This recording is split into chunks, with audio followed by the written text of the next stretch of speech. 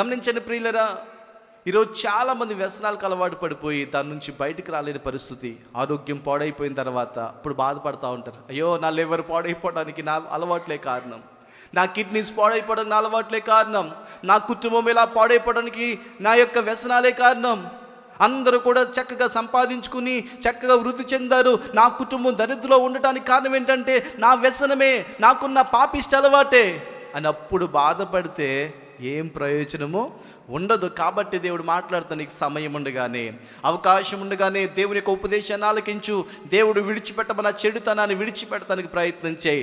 దేవుడిని శరణ కోరితే ఎలాంటి పాపం నుంచి ఆయన విడిపించగలిగిన వాడు. నీకు మనస్సు ఉండాలి కానీ విడిచిపెట్టడానికి. దేవుడిని అడిగితే గనక దేవుడు తెంచలేని బంధకాలు లేవండి. దేవుడు విడిపించలేనటువంటి పాపం అనేది ఏది కూడా లేదు.